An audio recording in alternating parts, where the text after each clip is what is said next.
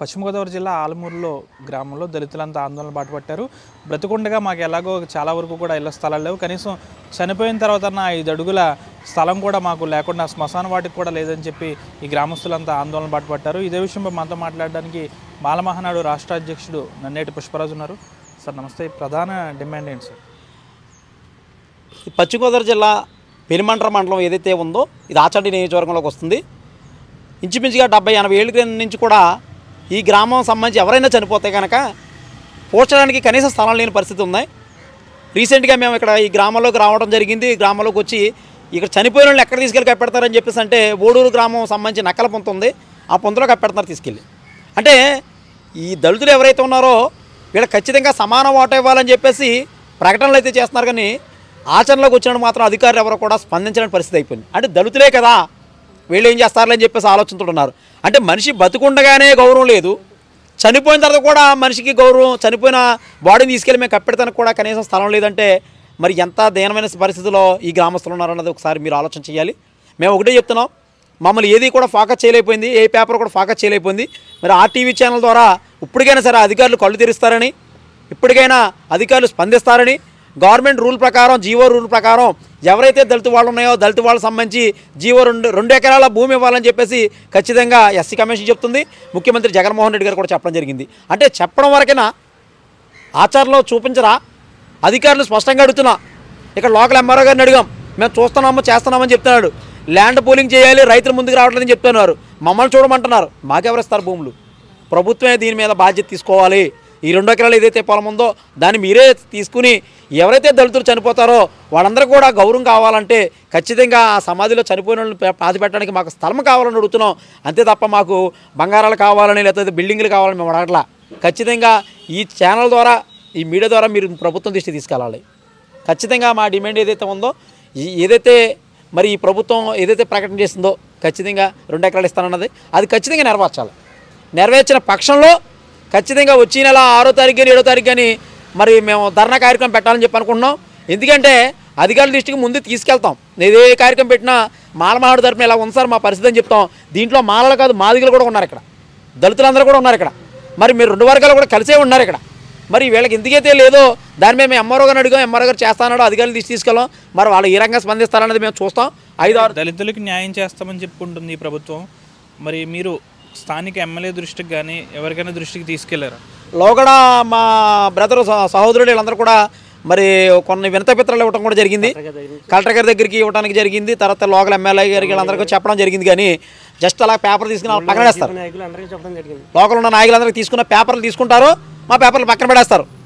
ఎందుకంటే మేము ఓట్లు వేసేవాళ్ళమే తప్ప, బ్యానర్లు కట్టేవాళ్ళమే తప్ప, జనాలు తీసుకెళ్ళడమే తప్ప మాకు ఏ మాత్రం పనిచేయరు ఏ ప్రభుత్వం కూడా అని నిదర్శనం. కానీ ఇది దళితుల ప్రభుత్వం చెప్పుకున్న వైసీపీ ప్రభుత్వం దళితులకి ఏదైతే 2 ఎకరాలు ఇస్తారో 2 ఎకరాలు ఇచ్చి మీరు దళితుల ప్రభుత్వంగా చెప్పుకున్నారు. కాబట్టి మీరు ఏనాడైతే 2 ఎకరాలు వీళ్ళకి సమయం సరిపిస్తారో ఆ రోజు మీరు మా పక్షాన ఉన్నారని మేము నమ్మడానికే మీరు 2 ఎకరాలు ఇస్తే మేము నమ్ముతాం. లేదంటే ఈ ప్రభుత్వం కూడా మమ్మల్ని మోసం చేసింది అనుకోవాలి. అంటే ముందు నుంచి కూడా ఈ గ్రామానికి సంబంధించి ఎవరికి కూడా శ్మశాన వాటికి ఈ గ్రామానికి సంబంధించి లేదా? ఖచ్చితంగా లేదండి. ఇప్పుడే కదా 70-80 ఏళ్ళ నుంచి లేదు, 70-80 ఏళ్ళ నుంచి కూడా మా పెద్దలు ఉన్నారు, వీళ్ళందరూ కూడా పోరాటం చేస్తున్నారు.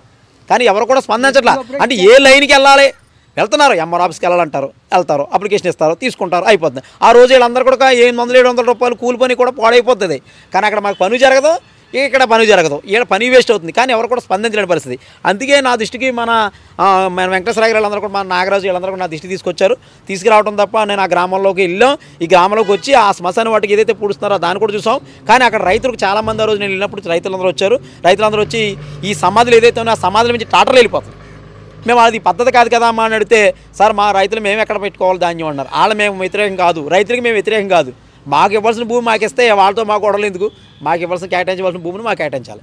అంటే ఇక్కడ ఒక చోట ఎలా ఉందా? జిల్లా వ్యాప్తంగా మీరు చాలా తిరుగుతారు కదా, ప్రతి చోట ఏదో సమస్య? రాష్ట్ర వ్యాప్తంగా కూడా చాలా చోట్ల ఈ సమస్య ఉంది, చాలా చోట్ల ఉన్నాయి. కానీ వెలుగులోకి వచ్చి కొన్ని వస్తున్నాయి, కొన్ని ఇంకా రావట్లేదు. ఇప్పుడు నేను ఈ మొన్న ప్రోగ్రామ్ చేసిన తర్వాత పేపర్ ఐటమ్ వచ్చిన దాకా అత్తిల నుంచి ఫోన్ చేశారు నాకు కొంతమంది కుర్రోళ్ళు. అత్తిల్లో కూడా ఎలా ప్రాబ్లం ఉందన్నా, నువ్వు కూడా రావాలి గ్రామాలకు అన్నారు. మీరు అందరూ ఒక రోజు రెడీ అవ్వండి, నేను వస్తానని చెప్పాను. అంటే స్టేట్ వైడ్లో కూడా చాలా చోట్ల కూడా ఈ ప్రాబ్లం ఉన్నాయి. ఎక్కడెక్కడో పొంతల్లో కప్పెట్టేయటము, లేదా ఏదో రోడ్డు పక్కన కప్పెట్టేయటము కొన్ని చోట్ల జరుగుతున్నాయి. మాకు ఖచ్చితంగా అంటూ స్థలం మాత్రం లేకుండా పోయింది. అన్ని ప్రభుత్వాలు మారినా, ఈ ప్రభుత్వం కాదు గత ప్రభుత్వాలు కూడా మమ్మల్ని మోసం చేశాయి.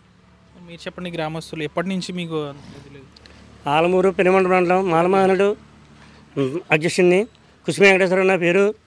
గత 70-80 ఏళ్ళ నుంచి మాకు శ్మశాన వాటికి లేదు. మేము పూర్వం నుంచి మా పెద్దల నాటి నుంచి మాకు శ్మశాన వాటికి ఎరగం.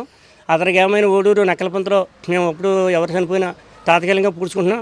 తదితర 2-3 సంవత్సరాల నుంచి ఓడూరు గ్రామంకి మాకు తదితర గొడవలు అవుతున్నాయి. ఎలాగంటే అలా డంపింగ్ యార్డులు వేసేసి చెత్తేసి పూడి చేస్తాం, మమ్మల్ని తీసుకుని చేస్తాం. ఒక సమాధి కూడా మాకు కనపడకుండా చేస్తాం. అక్కడ పందులు గుడిసెలు వేసి పందులు మేపుతాం. అనేక రకాలుగా మనకి ఇబ్బందిగా ఉంది. మాకంటూ ఆలమూరులో శ్మశాన వాటికి లేదు. మా శ్మశాన వాటి కొరకు గత 20వ తారీఖుని నవంబర్ 20వ తారీఖుని కలెక్టర్ గారికి, ఆర్డీఓ గారికి, ఎంఆర్ఓ గారికి వినతి పత్రాలు అందించాం. మా స్థానిక ఎమ్మెల్యే గారికి అందరికీ లోకల్ వైసీపీ నాయకులు కూడా చెప్పి ఉన్నాము. ఎవరు ఇప్పుడు వచ్చి మాకు స్పందించలేదు. మాకు ఎవరో స్పందించలేక మా మాలమహనుడు రాష్ట్ర అధ్యక్షుడు మా నన్నటి పుసరావుతో మాట్లాడి మాకు మీ సమస్య ఎదరికి తీసుకురావాలన్నా అంటే మా గ్రామస్తులు మొత్తం అందరం కలిసి మాలమాదులందరూ కలిసి ఒక యూనిట్గా ఉండి మేము ఏదో మా శ్మశాన వాటి కొరకు పోరాడదామని మాట్లాడుతున్నాం. అక్కడ మాకు డంపింగ్ యార్డులు వేసి మాకు వేసుకుంటే స్థలం కూడా లేదు. మాకు శ్మశాన వాటికి ఏదైతే ప్రభుత్వం 2 ఎకరాలు భూమి ఇస్తున్నదో ఆ భూమి ప్రస్తుతంగా కోరుతున్నాం. పెనుమంట్ర మండలం ఆలమూరు ఉన్నది. మాకు చిన్నప్పటి నుంచి కూడా 70 సంవత్సరాల మట్టించి 80 సంవత్సరాల మట్టించి మాకు శ్మశానాలు లేవు. అలాగైనా అధికారులు వచ్చినా అధికారులు మేము మోరెట్టినా కాగితాలు ఇచ్చినా వాళ్ళని పట్టించుకోవట్లేదు. ఊళ్ళో ఎవరిలో మమ్మల్ని పట్టించుకోవట్లేదు. అధికారులు పట్టించుకోవట్లేదు, ఇటు ఏళ్ళలో పట్టించుకోవట్లేదు. మేము కాగితాలు ఇస్తాం. ఎన్నో తేరలో పేద సత్యనారాయణకి ఇచ్చాం, రంగరాజు గారికి ఇచ్చాం. అన్నీ అయినా మూలే పడిపోతున్నాయి. ఊళ్ళో అధికారులు ఉన్నారు, వాళ్ళు ఏం చేస్తున్నారో వాళ్ళకి కావాల్సినవి ఉన్న జాతులన్నీ ఒకే దిక్కు నెట్టారు. అన్ని కులాలను మాదిగి మాలక లేదు. వీళ్ళు ఆ కన్నే పడి ఆడమంటున్నారు. ఒక పైపు లేదు, అక్కడ ఒక నీడ లేదు. ఆ వానలో పడి చేస్తున్నాం.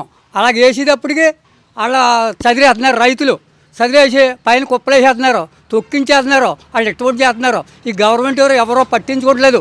అప్పుడే కొద్దిగా ఇంచుమించులు 50 సంవత్సరాల నుంచి పోరాడుతున్నాను నేను. నాకు 78 సంవత్సరాలు. ఇప్పటికి అసలు ఎవరో పట్టించుకోవట్లేదు. ఇది సమస్య. మాకు కోరి ప్రార్థించడం, మీరు అధికారులు కాబట్టి ఇప్పుడు ఉన్న పరిపాలన మాకు ఇస్తా అన్నది 2 ఎకరాలు మాకు ఇస్తే మిమ్మల్ని నమ్ముతాం. ఇప్పుడైనా అసలు పరిపాలన ఏ పరిపాలన వచ్చినా మాకు లేదు.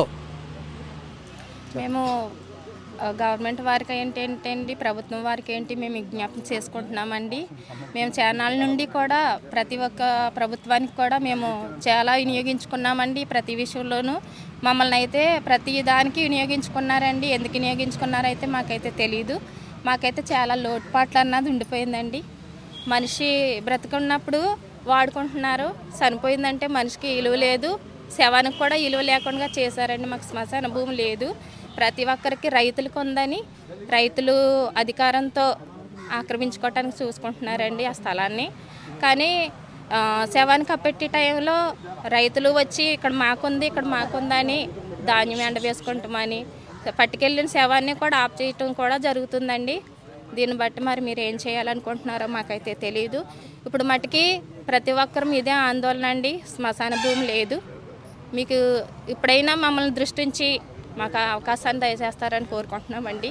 ప్రతి ఒక్కరికి ఎన్నెన్నో విధంగా శ్మశాన భూమి చాలా అందంగా తయారు చేసి ఉంచుతున్నారు. మాకైతే ఆ స్థితి లేదండి. కానీ ఉన్న స్థలం కూడా ఉండేలా లేదండి. కొంత మట్టికి మొన్నటి వరకు అయితే ఓడూరోళ్ళు మాదని, ఇది మాకే సంబంధం మీకు లేదని బెదరగొట్టినంత ప్రయత్నం చేశారండి. దీన్ని మరి జ్ఞాపకం పెట్టుకుని మీరు దృష్టిలో ఉంచుకుని మాకు సహాయం చేస్తారని వేడుకుంటున్నామండి. అలాగే ఈ శ్మశాన భూమి ప్రతి ఒక్కరికి మాకు అవసరమండి. మేము అంతకంతకు కుటుంబాలు పెరుగుతున్నాయి, గ్రామం పెరుగుతుంది. కానీ అన్ని విషయాల్లో లోటు చూపించినట్లుగా ఈ విషయంలో లోటు చూపిస్తే ఎక్కడికి వెళ్ళి పాతి పెట్టుకోమంటారు? మాకు సమాధానం ఎక్కడి నుండి వస్తుందండి? ఇది ఒకసారి దృష్టించి మాకు ఏదైనా మేలు చేయాలని కోరుకుంటే కనుక ఈ ఒకసారి మేలు చేయండి. ఇంకా ఎన్నోసార్లు ప్రయత్నించి నిరాశ చెందామండి. డ్వాక్రాలో కూడా మేము అప్లికేషన్ పెట్టాము. పీతాని సత్యనారాయణ గారు ఉండగా కూడా అప్లికేషన్ పెట్టాము ప్రతి విషయంలోనూ. అలాగే మా చిన్నతనంలో కన్నూరు బాపరాజు గారు చేసినప్పుడు కూడా అప్లికేషన్ పెట్టున్నామండి. మరి అన్నీ ఏ డస్ట్బిన్లు వేసారో మాకైతే తెలియదు. ఇప్పుడైనా మీరు కొంచెం మేలుకుంటారని విజ్ఞప్తి చేస్తున్నాను. వీడియోస్ కోసం ఛానల్ ని సబ్స్క్రైబ్ చేయండి. లేటెస్ట్ అప్డేట్స్ కోసం వాట్సాప్ ఛానల్ ని ఫాలో చేయండి. అండ్ లింక్ డిస్క్రిప్షన్ లో ఉంది.